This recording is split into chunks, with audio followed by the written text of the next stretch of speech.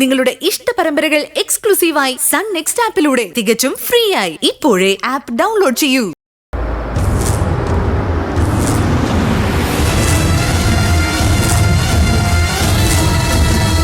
ആഹാ, ദത്തൻ വന്നോ? അവൻ വരുമെന്ന് എനിക്കറിയായിരുന്നു. അവന് ആദിമോനെന്ന് പറഞ്ഞ ജീവനാ, അല്ലാണ്ട് നിന്നെ പോലെയല്ല. അതുമല്ല, ഇപ്പൊ ഞാൻ കളത്തിന് പുറത്തായോ? എന്താ നീ ചോദിച്ചു കേട്ടില്ലേ?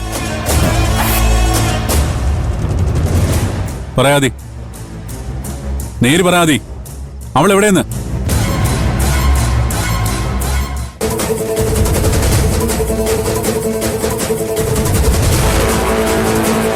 ദത്ത, എന്താ ഇത്? നീ എന്താ ഈ കാണിക്കുന്നേ? നിങ്ങൾ ആരും ഇതിൽ ഇടപെടണ്ട. ഞാൻ ചെയ്യുന്ന എന്റെ ഡ്യൂട്ടിയാ. എന്ത് ഡ്യൂട്ടി? ഞങ്ങളില്ലാത്ത നേരം നോക്കി എന്തോ ആകാമെന്ന് നീ വിചാരിച്ചോ? മുത്തശ്ശി, കാര്യം അറിയാതെ സംസാരിക്കില്ലേ? എല്ലാം അറിഞ്ഞിട്ട് തന്നെയാ മുത്തശ്ശി സംസാരിക്കുന്നത്.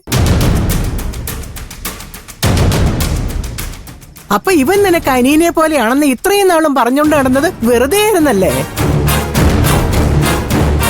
അനുജനെ പോലെയല്ല മുത്തശ്ശി, അനുജൻ തന്നെയാ. അതുകൊണ്ടാ എന്റെ ഉത്തരവാദിത്വം കൂടിയത്. എനിക്ക് ഇവനെ ചോദ്യം ചെയ്യാതിരിക്കാൻ പറ്റില്ല. ഐജിയുടെ പ്രത്യേക ഓർഡർ ഉണ്ട്. ഞാനിത് ചെയ്തില്ലെങ്കിൽ മറ്റൊരാൾ എനിക്ക് പകരം വരും. അയാൾ ഇവനെ കൈകാര്യം ചെയ്യുന്ന ഇങ്ങനെ ആയിരിക്കില്ല. ആമി, നീ കേട്ടില്ലേ നിന്റെ ഭർത്താവ് പറയുന്നേ? ഓഹോ, അത് ശരി. അപ്പൊ നീയും ഇയാളുടെ പക്ഷത്താ അല്ലേ?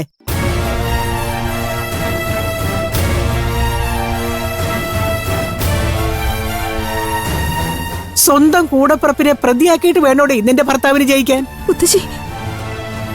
മുത്തശ്ശി, ഇവിടെ ആരുടെയും ജയവും പരാജയവും അല്ല പ്രശ്നം. ആ പെങ്കച്ചോടുണ്ടെന്ന് ദൈവം പറഞ്ഞ തീരാവുന്ന പ്രശ്നമേ ഉള്ളൂ.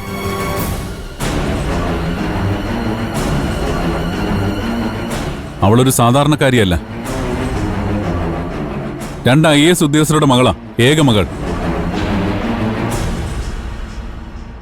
അവര് നേരിട്ട് ഇടപെട്ടാ പിന്നെ ഇവനെ രക്ഷിക്കാൻ എനിക്കെന്നല്ല, സാക്ഷാൽ ദൈവത്തിന് പോലും പറ്റില്ല.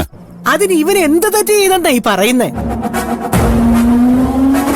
അന്ന് ആ പ്രശ്നം ഉണ്ടായപ്പോ ദത്തൻ തന്നെയല്ലേ പറഞ്ഞത് ആ CI ഇയാളോടുള്ള വിരോധം കൊണ്ടാണ് ഇങ്ങനെയൊക്കെ ചെയ്തതെന്ന്? അന്ന് ഞാൻ അങ്ങനെ ധരിച്ചു. അതെന്റെ മണ്ടത്തരം.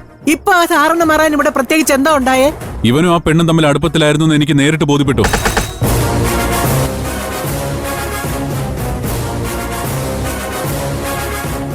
ഇവൻ അറിയാതെ അവൾ എങ്ങും പോലെന്ന് എനിക്ക് ഉറപ്പുണ്ട്. ഇവൻ ഒന്നും അറിയില്ലെന്ന് എനിക്കും ഉറപ്പുണ്ട്. എന്നാലും ദത്താ, ഞാൻ നിന്റെ അടുത്ത് നിന്ന് ഇത്രയ്ക്ക് പ്രതീക്ഷിച്ചില്ല. നിന്റെ അന്വേഷണവും പോലീസ് മുറയൊന്നും എന്റെ കുട്ടിയുടെ അടുത്ത് വേണ്ട. ഇവനെ വളർത്തിയത് ഞാനാ.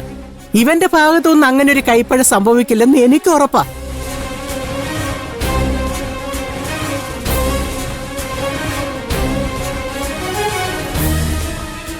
മോനെ. എന്താ മുത്തശ്ശി? എന്താടാ, മുത്തശ്ശി പറഞ്ഞത് സത്യമല്ലേ?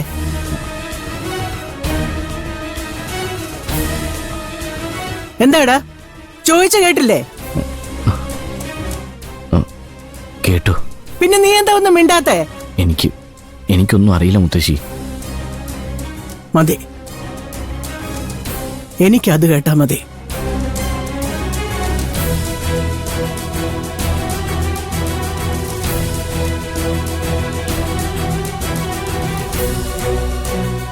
ആദി, നീ ഇപ്പൊ പറഞ്ഞത് വിശ്വസിച്ചിട്ടല്ല ഞാൻ പോകുന്നേ. സത്യം തുറന്നു പറയാൻ ഞാൻ നിനക്ക് കുറച്ച് സമയം കൂടെ അനുവദിക്കുന്നുണ്ട്. 24 മണിക്കൂർ. അത് കഴിഞ്ഞാൽ ഞാൻ വരും. അപ്പൊ നീ പറയണം അവൾ എവിടെ ഉണ്ടെന്ന്.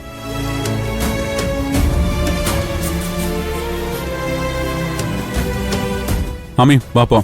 അല്ല ദത്തേട്ട, പറഞ്ഞു കേട്ടില്ലേ നീ? നാളെ കഴിഞ്ഞിട്ട് നമുക്ക് വരാം. ഇവൻ തീരുമാനിക്കട്ടെ എന്തു വേണമെന്ന്.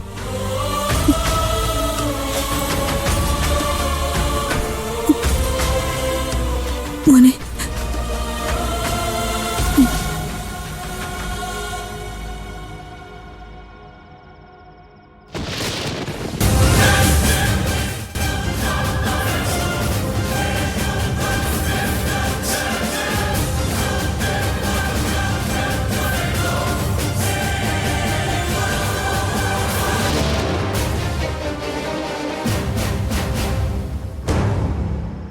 എന്താടാ എന്താ ഇങ്ങനെ പകച്ചു നിൽക്കുന്ന? എന്താ ഞാൻ അറിയാത്ത എന്തെങ്കിലും നിന്റെ മനസ്സിലുണ്ടോ? ഇല്ല. അത് കേട്ടാ മതി എനിക്ക്.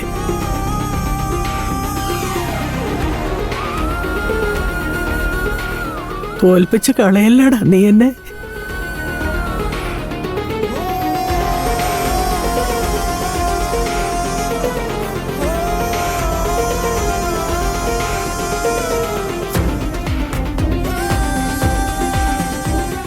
ഇന്നലെ പാത്രങ്ങളോട് പോയി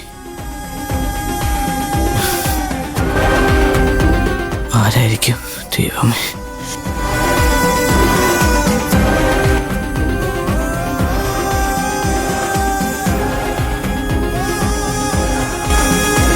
പൂജ, തുറക്കാൻ ഞാനാ.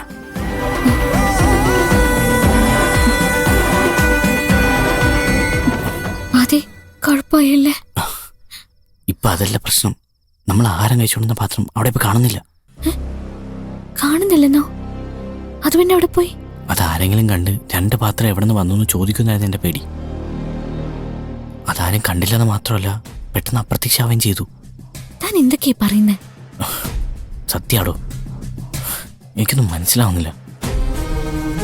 എന്നാലും അതാരായിരിക്കും എടുത്ത് മാറ്റിണ്ടാവുക? ഇനി അറിയാതെ ആ ഗോമതി ചേച്ചി എങ്ങനെ? ഏയ്, അതെങ്ങനെയാ? അവർക്കും അറിയില്ല ഞാൻ അവിടെ ഒറ്റയ്ക്കാന്ന്. ഇനി 2 പാത്രം എവിടെ നിന്ന് വന്നു അവരും ചിന്തിക്കില്ലേ? ചിലപ്പോ അവിടെ പ്രശ്നമൊക്കെ ഉണ്ടായപ്പോ ആ വെപ്രാളത്തിൽ അവര് ശ്രദ്ധിച്ചിട്ടുണ്ടാവില്ല. അതെ.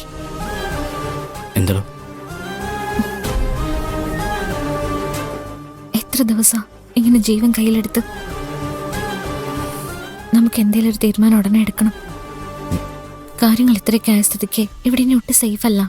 അല്ല പൂജ, ആദ്യം ഇനി ഒന്നും പറയണ്ട. എനിക്കിവിടെ നിന്ന് പോയേ പറ്റൂ. അല്ലെങ്കിൽ ആദ്യക്കാ കുഴപ്പമുണ്ടാവാൻ പോകുന്നത്. എടോ, താൻ എന്റെ കാര്യം വിട്ടേക്കൂ. അങ്ങനെ വിടാൻ എനിക്ക് പറ്റില്ല.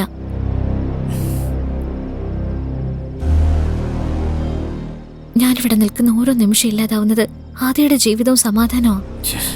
ഞാൻ കാരണം താൻ ഇങ്ങനെ ഒരുങ്ങുന്ന കണ്ടു നിൽക്കാൻ എന്നെ കൊണ്ട് പറ്റില്ല. എടോ, ഞാൻ ഒരുങ്ങുന്നു തന്നോട് ആരാ പറഞ്ഞേ? വേണ്ട, ഇങ്ങോട്ട് ഇനി ഒരു അഭിപ്രായവും പറയണ്ട. ഞാൻ പറയുന്ന താൻ അനുസരിച്ചാ മതി. ഒളിച്ചോട്ടം മുണ്ടക്കയത്തുള്ള എന്റെ എസ്റ്റേറ്റ് ബംഗ്ലാവിലേക്ക്. അവിടെ വന്ന് ഒരു പട്ടിക്കുറുക്കം പോലും നിങ്ങളെ കണ്ടുപിടിക്കാൻ പോകുന്നില്ല. പ്രത്യേകിച്ചും ലൂയിസ് അങ്കിൾ അവിടെ ഉള്ളിടത്തോളം കാലം. മോക്ക് എന്നെ മനസ്സിലായോ? ഞാൻ സബാന്റെ അമ്മാച്ചനാ, ലൂയിസ് അങ്കിള്. മോക്ക് എന്താവശ്യമുണ്ടെങ്കിലും എന്നെ വിളിക്കാൻ മടിക്കണ്ട. അതെ,